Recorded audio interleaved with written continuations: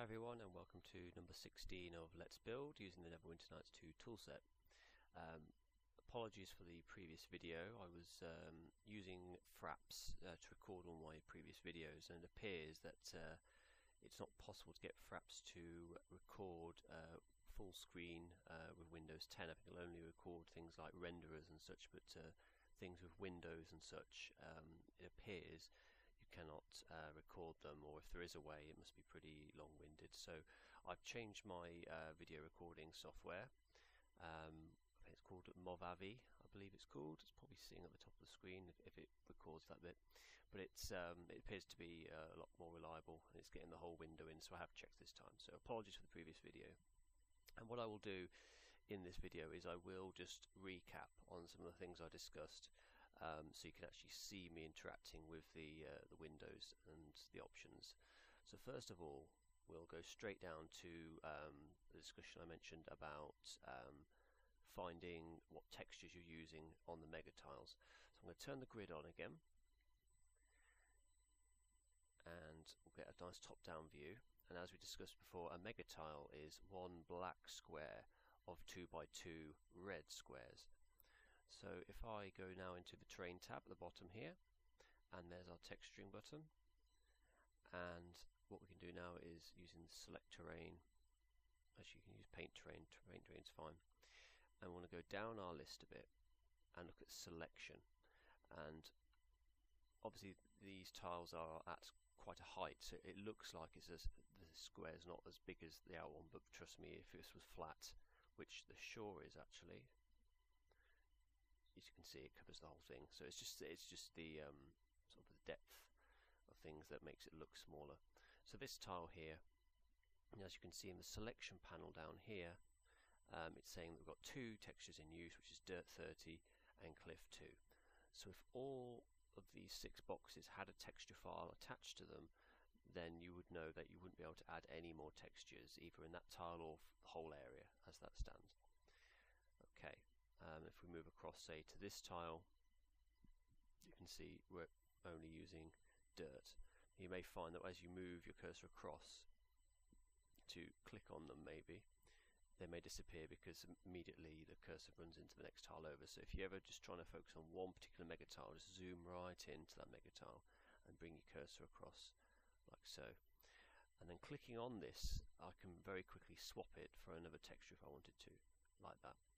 But we don't want to do that. So that was how you can very quickly assess the textures by mega tile.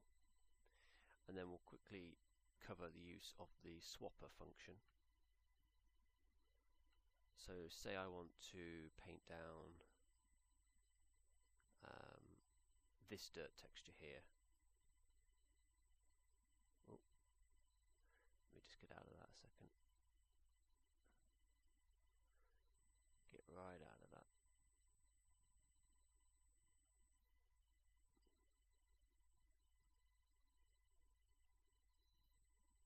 Okay, so we want to try, for example, to add this dirt texture in here.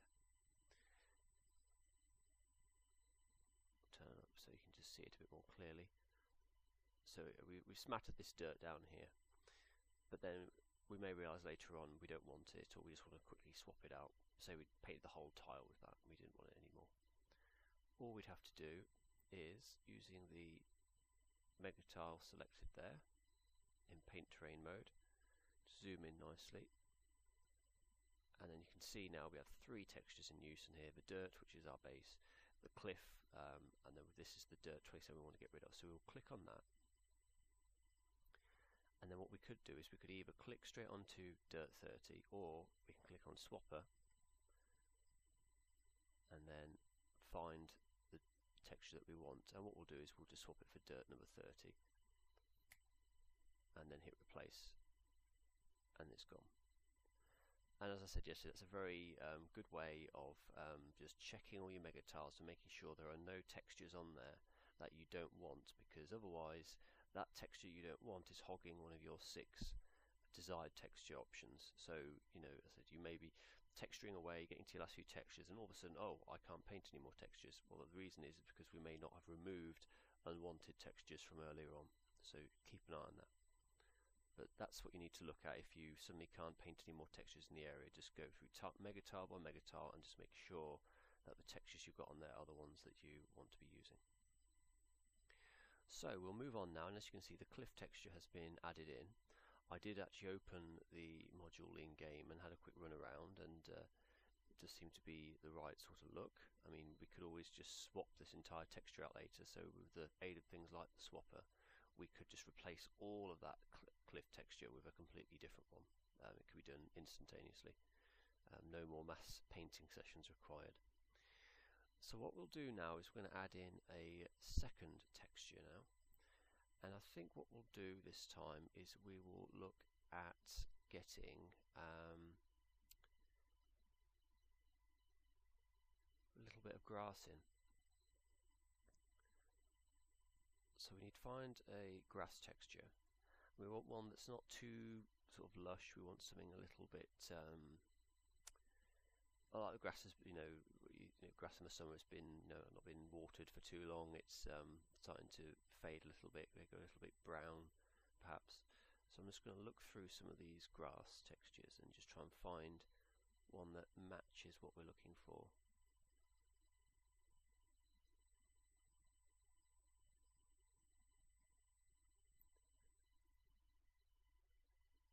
So get into the rocky sort of ones now. Something like these potentially.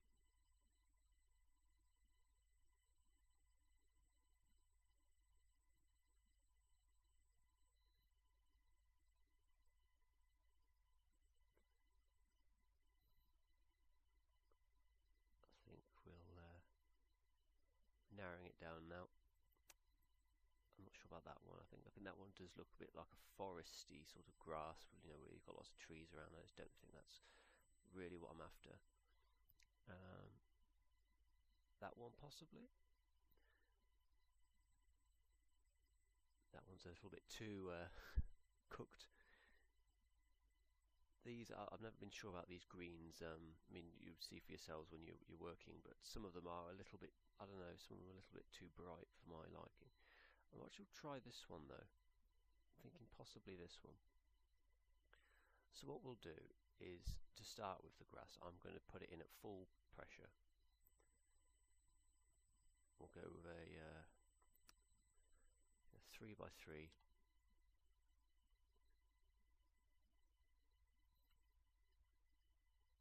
We can start getting that down.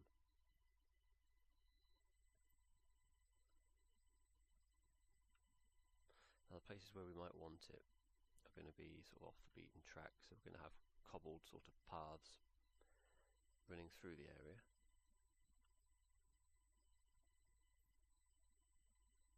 So I think we'll get these in just around here.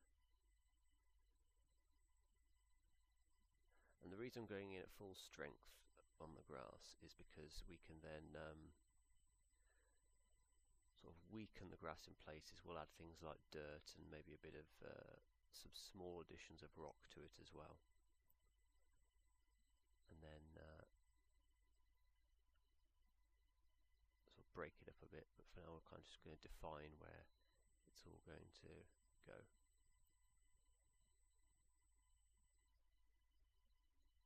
As you can see, you may hear my mouse clicking because of this. I don't really want to be holding my finger down with this area, because I just don't want to risk running into the cliff and having to redo some parts of that.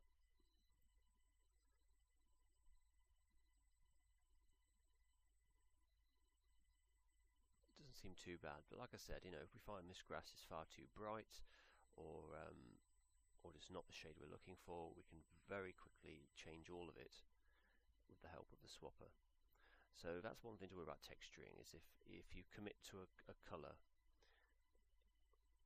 don't worry, you can very quickly change that, so it's never final. You can always get some changes put in.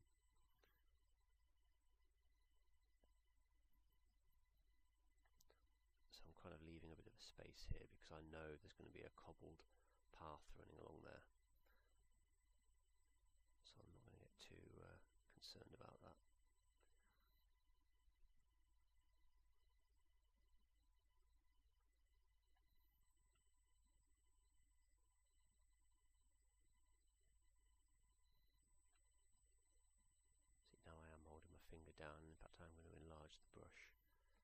get this bit in quickly.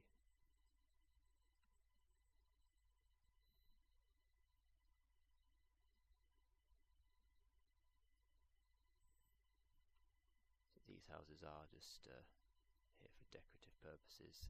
We're not going to be letting the player wander around here, which is something I've kind of tried to learn a bit with building large town or village like environments. It depends on what your needs are for whatever you're making. In this particular, I don't need the player to be able to enter every single house, so I've just tried to restrict the exploration areas to give a bit of freedom of movement, but we don't need 100% everywhere. So it's down to what you're making really. If you really want a big wide open area, like you say if it was a persistent world for example, you may want to have that free and 100% freedom to explore every single living space, but we don't need that.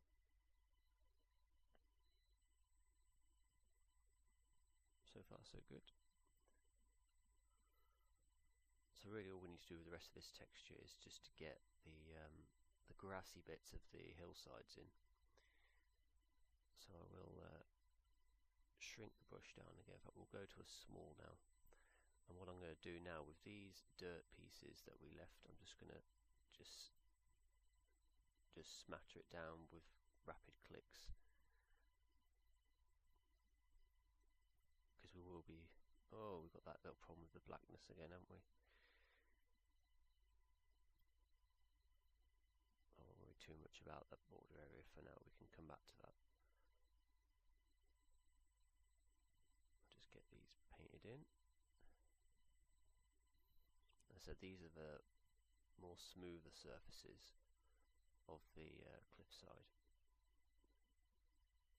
And so we'll blend them with some additional rock textures, some dirt, and then some colour. And obviously then we can drop things like the grass blades down as well, which can really add to the appearance when they're used economically.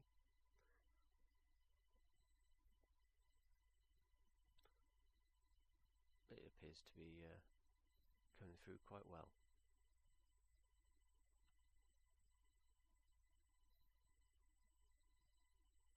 You may recall our video on water placement a while back.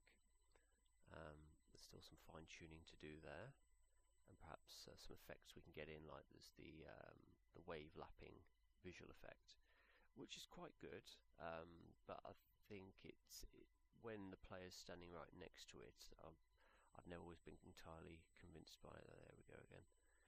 So we will use them, but I think we may be using them, say, off the cliffs and things like that, and we could put some rocks out to sea and get some water splashes against them and things like that.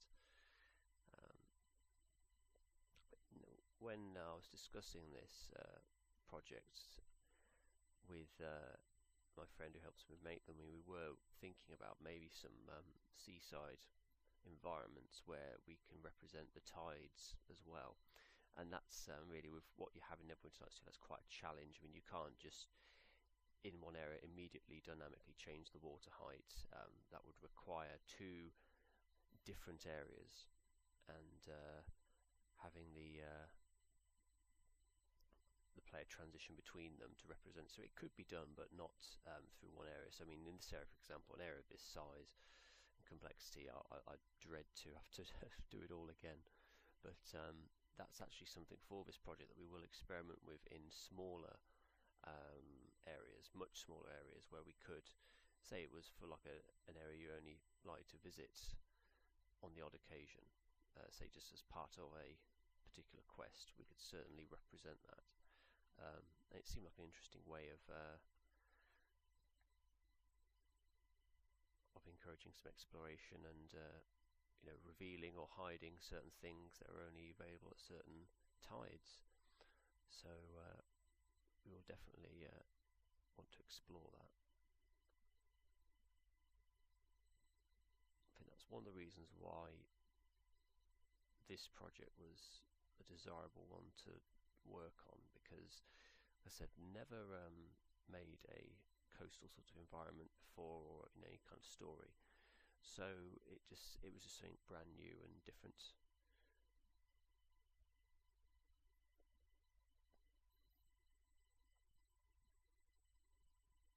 Right, seems to be coming together very nicely.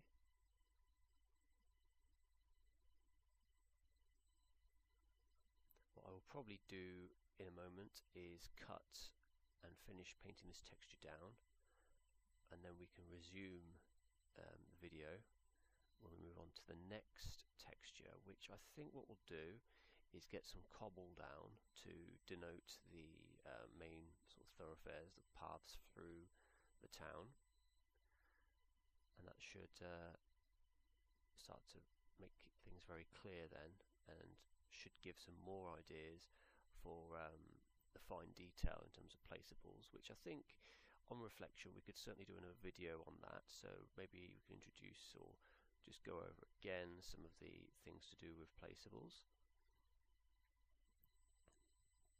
I'm not sure that braze is going to end up staying there, because I'm not sure I want a cobbled path up here. If so, it would be a very, very narrow one. So we'll work that out later. But as this area develops, we can start to then talk about, again, more with NPCs again. We could look at a resource that I use for NPC activities. So we could set up routines for them.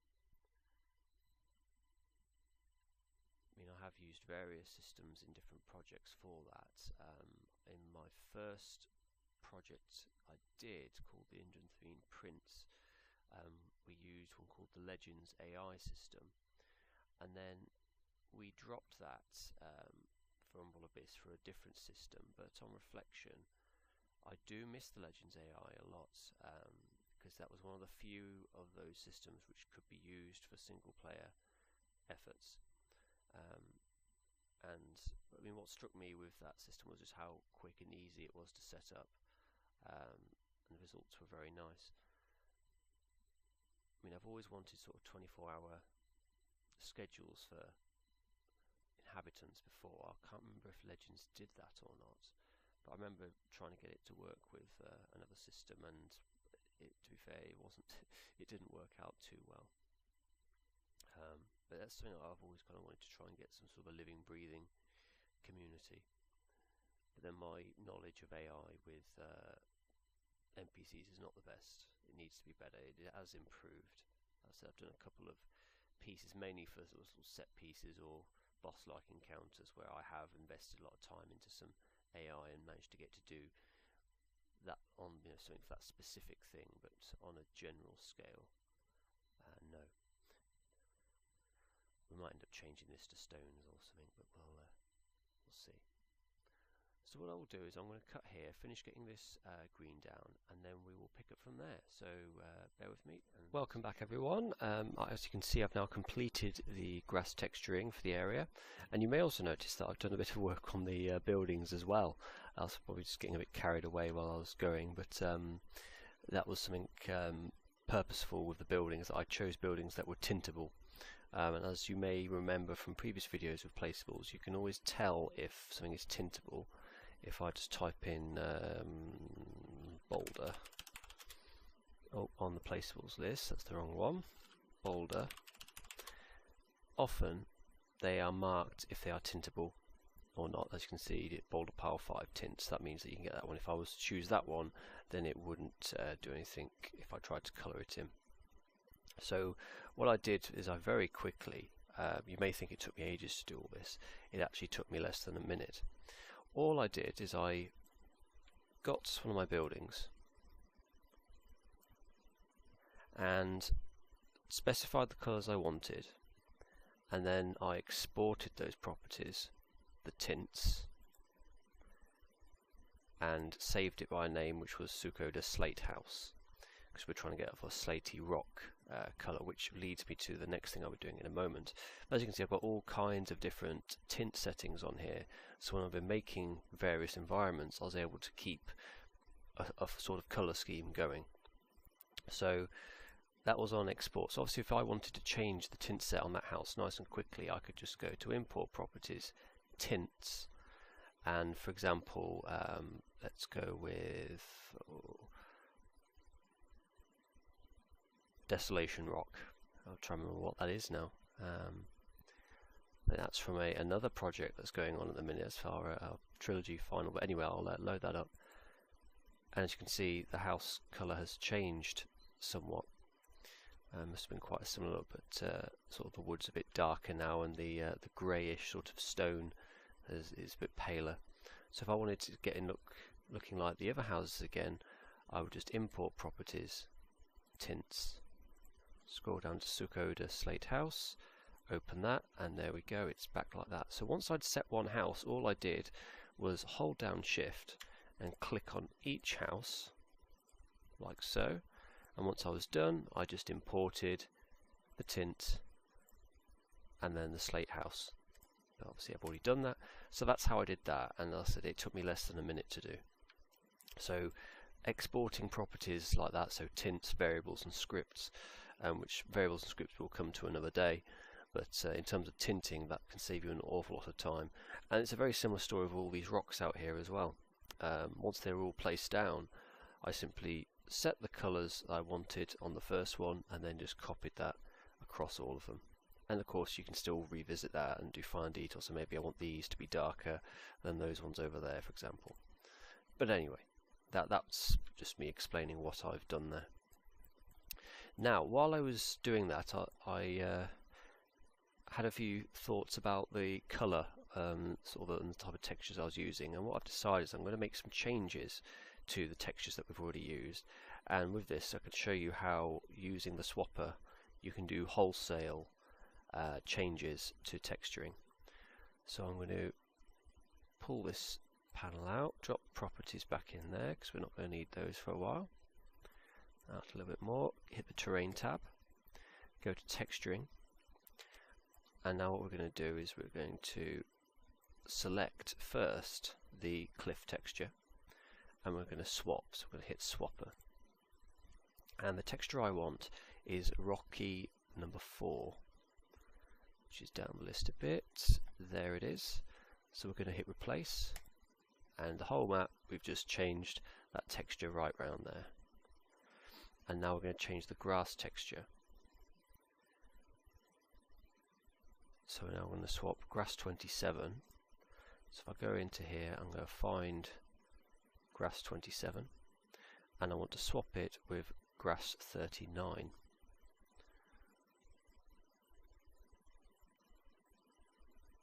There it is. We'll hit replace, and there we go. It's a slightly darker grass, but I decided it's actually alright because we're going to be mixing it with dirt, and we'll use that to sort of thin the grass out and make it look a bit less less of a temperate climate grass. And as for the rock, why we've changed it to this colour is I thought, well, a lot of seaside destinations, I know some anyway. I mean, if you live around the UK, Wales for example, there's a lot of sort of slate on its coastline and areas nearby. So I thought, well, we'll have a sort of a slate resource in this area, quite an abundance of it, so I'm going to go with a sort of a slatey colour for that, which would also mimic the houses, which have also got slate roofs and things like that. So we're going to go with that colour, and it should help out because the weather settings for the area and the brightness, they're going to reflect quite a sunny place. It should be quite bright. I mean, if I put the daytime lighting on, it is quite bright, which, you know, we can change that, but sort of different settings there, different times of day. So I wanted some darker buildings and terrain just to offset the brightness somewhat. So I was thinking that's probably a decent idea, and the buildings do look a little bit more imposing now. As you can see as well, we've put grass down and some of the little pathways and things. We'll be doing a lot of work on the detailing of those later on, but the texture I want to get in now is the cobble, so a cobbled pathway running through most of the major areas of the town, and then we'll probably move on to another texture which I didn't mention earlier, and that is sand. Obviously we're going to need some sand on the beach as well, and if we have room for another texture, maybe some stony sections as well. So that's what we're going to do now. We're going to get our next texture, and our next texture is going to be a cobble, so we just need to find one that is what we're going to want. So something a bit dirty and faded. We don't want anything too smart looking. So we're on to snow cobbles now, aren't we? See this one here, or that one's a possibility. That one's not so bad, that one's pretty good. These are snow, so we don't want those. We'll try this one here. And once again, we're going to go straight in with 100% on pressure, and we'll go with a 4x4 brush as well. And we'll just paint that in now. Now already it's quite shiny, so that I believe is going to be a job for colour and the mixing of some dirt into that as well. But we'll just plot that in along here. We're also going to end up narrowing it as well with the use of things like grass as well, because it is very wide. But I'm just going to run it up to the flat edges for now, and then we can sort of cut into the road a bit and take away some of its extreme wideness or sort of any dips and things like that. We can always smooth the road out as well, but I'm just getting it sort of marked in for the time being. Oh, went a bit wide there. Again, doesn't matter. You can sort that out later. Player can't even see this, but it's sometimes I just like having the complete thing in, even if the player can't see it. You just feel like you're painting a little picture and you want to get all the detail in, because I can see it but the player can't. But yeah, it's just something going on in my mind. I've just been reading up on the BioWare forums, which I mentioned previously are going to be disappearing soon, unfortunately, and there's a lot of talk about where discussions are going to take place in the future. Obviously the new Neverwinter Vault is a good avenue for that. It's been set up by members for members, so you know it's a safe place, if we can call it that. It's not going anywhere. There's also the Neverwinter Nexus as well, which has been very friendly and generous towards the community, allowing free hosting. And they obviously have forums on there which can be used to discuss modules and things. I mean, any outlet's always a good thing, but I think there's quite a call at the moment for a centralized place, the place for discussions and things. And I think, honestly, the best place for that is probably the new Vault. But I've partaken in things on the Nexus, probably more so than I have on the Vault, actually. I mean, this wasn't sort of a conscious decision I made. I think that's just how things turned out. But what I will do is I will get some links up to these locations, because what we don't want is when the BioWare forums do shut down is people thinking, oh, that's it, it's all dead, there's no point playing anymore. No, it's certainly not the case at all. I mean, BioWare forums are still open for a little while, and if you look at some of the topics in the modules thread on there, there's a lot still in development, people still making games, because there's still people out there who want to play them, and I'm sure that will remain the case for quite some time. So I'll get some links out for that, because we want to make sure everyone moves with us. I've been quite quiet recently, so I kind of need to pipe up on the forums a bit more and things. But yeah, it's like with anything though, real life work and other things, they have to take precedence over what is a hobby. But rest assured, we are working on things. I mean, this topic in particular, this project here is taken up a bit of my time recently because I am rather enjoying this one at the minute, and we've got a very quite a detailed plan for this one, whereas the trilogy we're working on, while we've got a general plan for it, there are some sticking points, and because it's the last part of this 100-hour plus story, the amount of time a player's invested in it, and even we've invested as well, you want to make sure it's good. So I'm in the position where I won't hesitate just to take a step back at this moment in time and just think a few things over.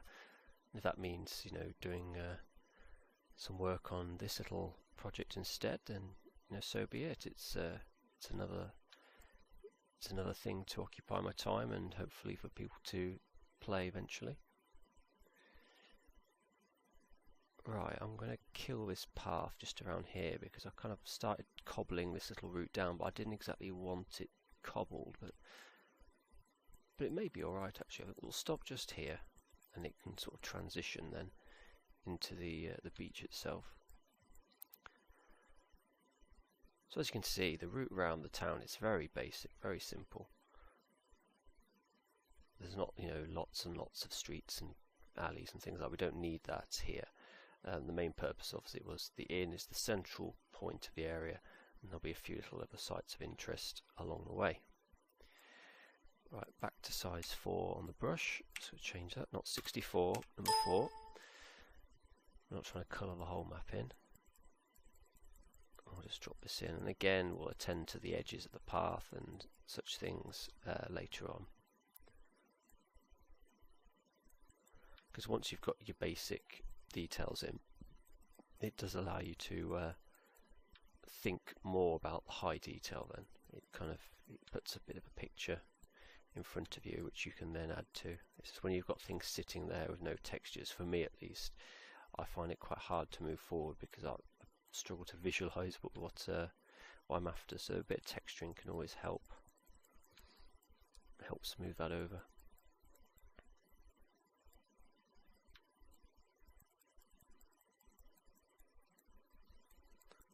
In there.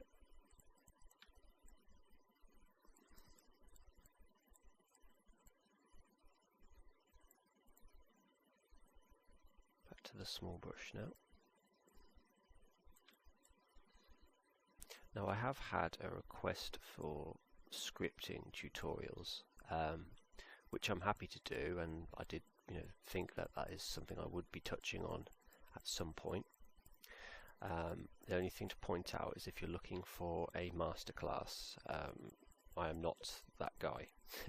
I said I'm quite an intermediate scripter, and it's very patchy knowledge as well. So it's only really things that I've needed to know, I've learned. So I haven't sort of made this systematic method of just learning everything. It's dribs and drabs of what I've needed to know, and I can do basic things and stuff like that. But don't expect a sort of an A to Z course on everything. So what it will essentially cover would be, as it normally is, things that I need for this project. I probably won't go out of my way doing things that I'm never going to need, because that kind of takes me off the path of progressing the project and also informing at the same time. I want to be able to do both. But so if there are requests for specific things and I know how to do it, I will weave it in somehow. That's not a problem. I think we're nearly there. I think we'll just stop the path round about here. We may end up just chopping all that out, but we'll see. We'll leave that there. We just need to do this little slope down here, which runs under this house here. Always like this little underpass section.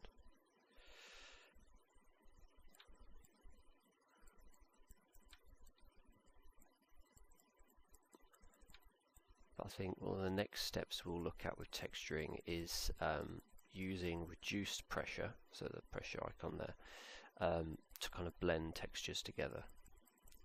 Because that's when that's the detail side of texturing. That's when it can where you can be very creative. Find, you know, 2 or even 3 textures that blend well together. Okay, so there we go.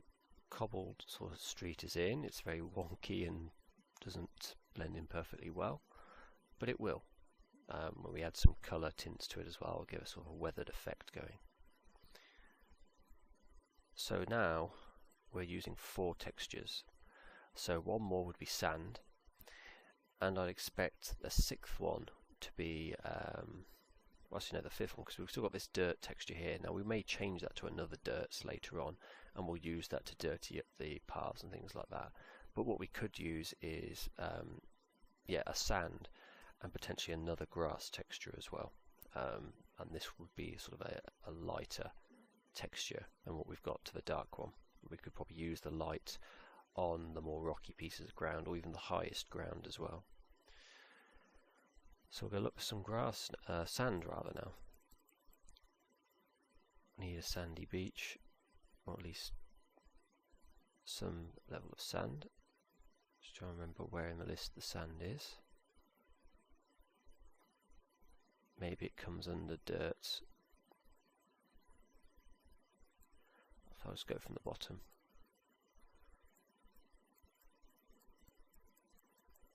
Because again, as I said, no seaside environments before. I've not really used sand or anything that resembles it.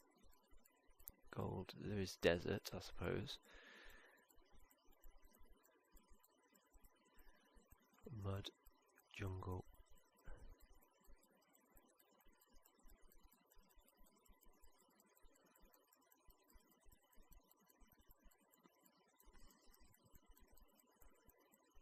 What dirt? Which I think is probably the best we're going to get. It's going to have to be a dirt, I think. Yeah, but there is that there. So we'll take that one, which should do perfectly well. We can always give it a bit of a tint if we need to. Go over with medium, and we'll paint that down now.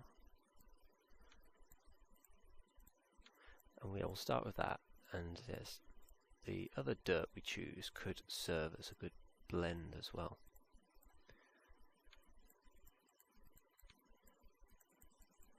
It does look rather good actually. Go with small here.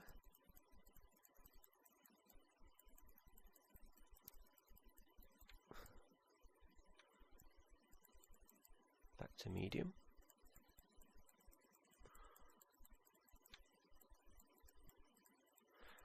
It does look good. It will need a bit of colour tinting, and obviously we can use this sand into the water now as well. But we'll worry about that, the underwater bit, later on. So we've got a blue tint here from the our efforts with the ocean floor that you may remember in previous videos. That's easily got rid of. If we recall, it's the terrain option. Colour, go to white, and then we'll just run that along the floor here, and that cleans up that. Running under there slightly, and just over here, I'll get rid of that there. Very, very slight, but obviously we don't want blue sand. We'll get rid of that. Then we can go back to our texturing. It's still selected, and we'll just continue painting that in. We'll go to a small brush just for the link up there, so we don't run over too much. And part of our detailing will be to make that transition a lot smoother, because it's rather an abrupt change there. Back to medium.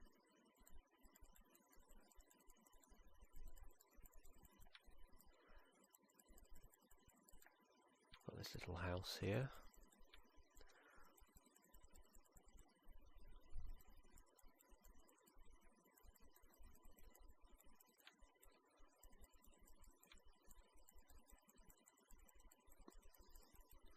That's that all covered there. Just get the edges in here a bit more. I think it might be a job for the small brush there. We'll just drop it in.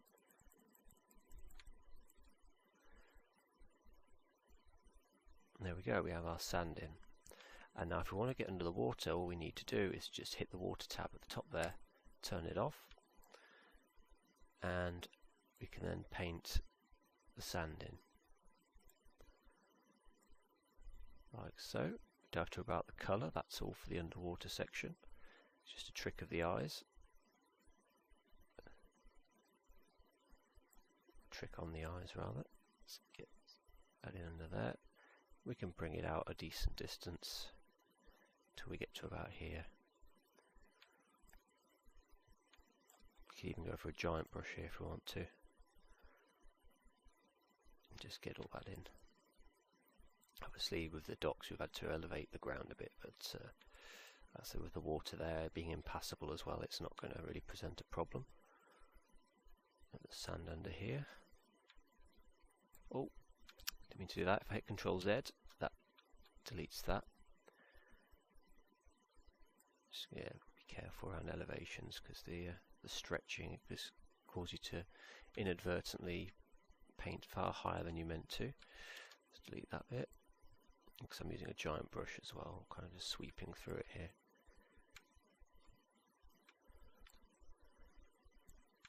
Okay, let's get it in along the coastline as well.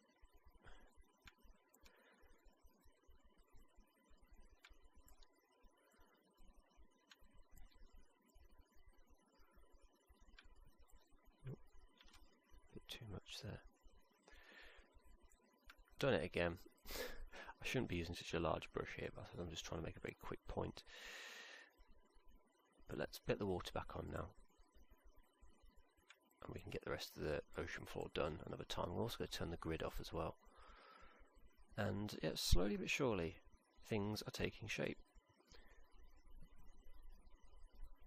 So we now know that we have one free texture still to use in the area. And we could also replace the dirt texture if we wanted to as well. Now some of that dirt's going to be sitting in some of the nooks and crannies we've left in the area, but that's not such a bad idea. Supposedly I should have just left the grass on, to be fair, but it doesn't matter too much. As you can see, there's little patches of it here and there. So we could have a look at swapping the dirt out. So let's have a look at some of the dirt options in the area. I'm thinking something that might be a little bit slaty in colour. Perhaps that one there, which is dirt number 5. Dirt number 15 is another possibility. So I think we will go with dirt number 5 and see what we get.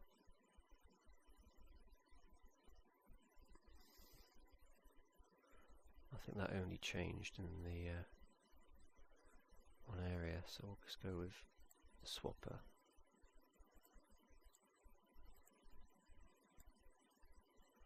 We need to do this over here, I think, because it hasn't replaced at all.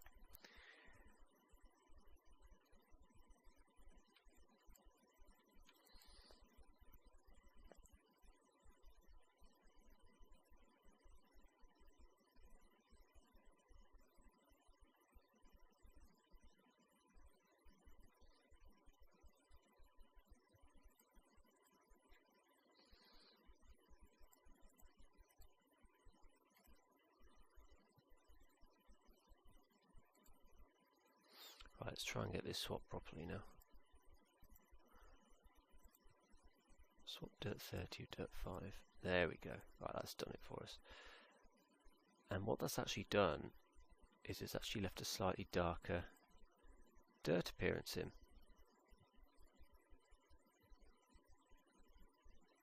I think. Yeah, it looks like it has. Because we did have more of it lying around over here as well.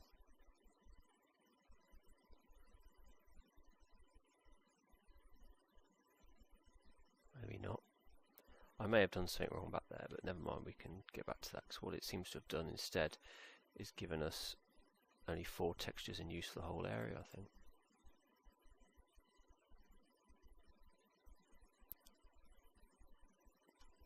Okay, so what we can do is we can use our new dirt colour, Where is it? There it is. And if we wanted to dirty up the road a bit, all we'd have to do is, with a small brush, we're going to change the pressure to 50%, and very slightly just tap the mouse. As you can see, there's some little breakups in the road. I think they look more like sort of broken pieces of cobble. So that is something we can get in. And one way I often do things like this, just to spread a bit, is just to hold down the mouse button but very quickly move it around in the area you're trying to do, like that. And as you can see, it just spreads it around nicely. Don't worry if it goes onto the grass or anything else, it's not a problem, because it's only going to be the odd little spot anyway, and with the help of colour all that can be hidden a little bit. So that's one advantage there of blending textures together. And obviously you can use it at the edges there if you want to kind of blend the grass into the road a bit. As you can see on the edges now, the transition is less dramatic. So that's also another very handy benefit of using the pressure.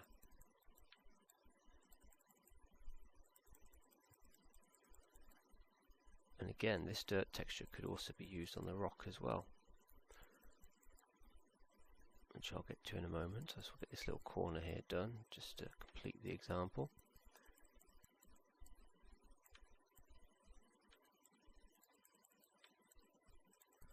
We could just keep dirt all along the edges of the houses as well if we wanted to. So there's like it kind of becomes a bit of a border.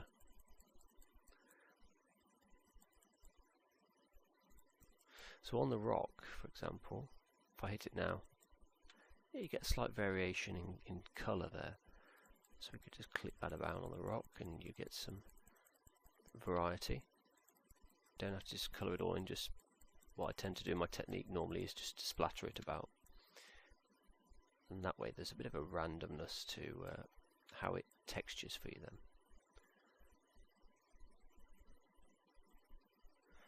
And obviously if you wanted to, you could go over it again, increasing the pressure or decreasing it. I think in this case you'd want to increase it. Let's do that. 75. So nearly at full power. And as you can see, we can put some stronger marks in the train with that as well.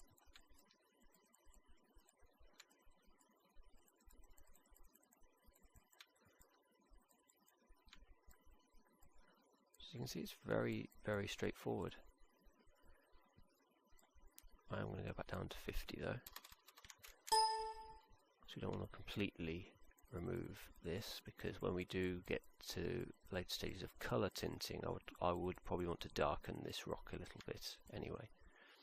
So we don't want to completely do away with the grey, because it should look like a nice dark slaty appearance once that step's completed. So that's all I'm really doing here.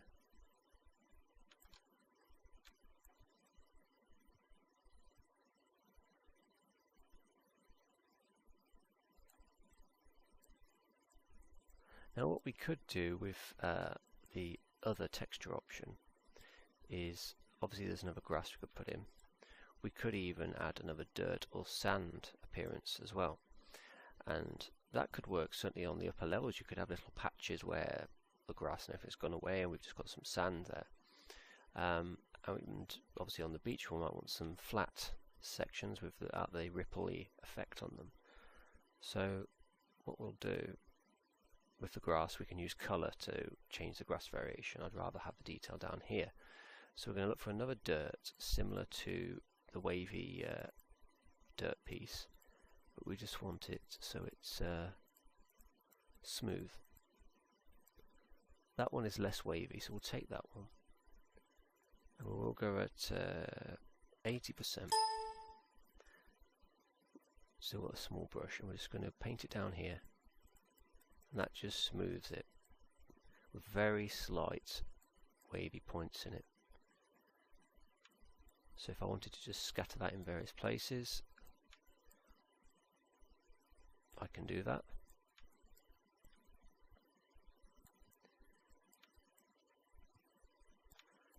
If we wanted to put little dunes in here later, we could probably put it on the flat points, just put some thick clumps of grass inside them. All that's possible. I think certainly around the edges we might be looking to do that.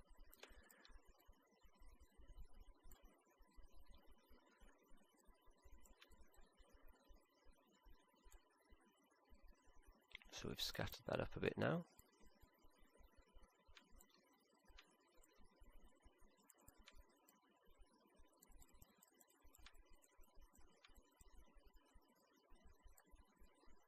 And I said we can repeat this trick on bits of the grass as well if we want to break the grass up, especially on the higher ground where it's been wind and weather beaten. That's another option there. So I've demonstrated a bit of texture blending, and as you can see, you know, all I'm going to really do there is just continue texturing in that style. And what I can do later on is show you the finished article. But I think what we'd like to do probably in the next video or so is to move on to another topic. So if anyone has questions in the meantime, we could do that, but obviously I want to complete the texturing and probably move on to things like colour tinting, grass placement, and other things as well later on. So I'll stop the video here and then we'll pick it up somewhere else soon. So thank you for watching.